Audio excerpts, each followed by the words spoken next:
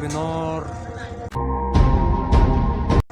طبعا قبل ما نبدا الفيديو ما تنساش اللايك والسبسكرايب للقناه عشان نخلص الفيديو. طبعا في الفيديو اللي فات لما الراجل بعت لي يا جماعه تحذير يظهر قدامكم التحذير دلوقتي. بص يا عمو، انا بخاف ينحرق، وبعد كام يوم هبعت لك رسالة المكان اللي هنتقابل فيه. وبعدها بعت لي الريكورد بنفس الرقم اللي بعت لي الفيديو بالمكان اللي هنسمعه دلوقتي اللي هنتقابل فيه. طبعا معانا في الفيديو بتاع النهارده السيد اخواتي بصنف من اخواتي، لايك وسبسكرايب بقى عشان يوصلك كل جديد.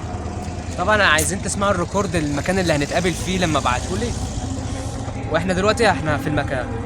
اسمع يا عبوس، جاهز النهاردة عشان نخلص الموضوع ده؟ تأجيل عندك يعني في البيت كده في الحتة الواسعة، تمام؟ والمفروض دلوقتي اللي انا جيت لك اهو يا عم، ونشوف بقى انت مين عشان نخلص الموضوع ده. تعالوا معانا يا جماعه، المفروض احنا وصلنا المكان اهو.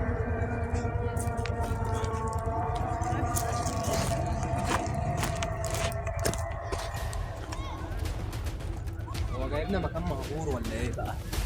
واحد قاعد هناك. مين ده بس؟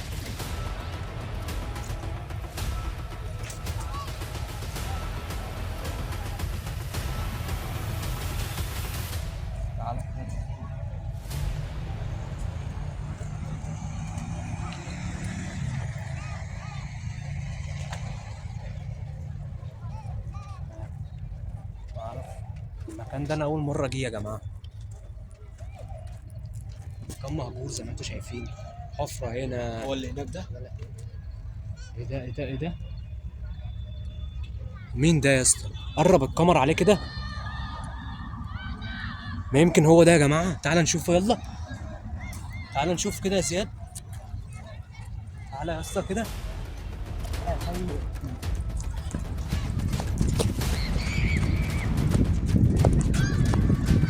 لا يا عم انت.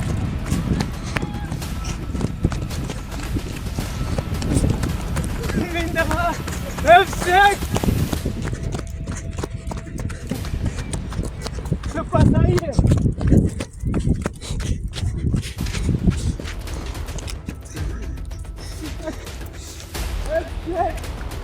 مين ده بقى؟ مين ده؟ اصبر ثانية بس ثانية.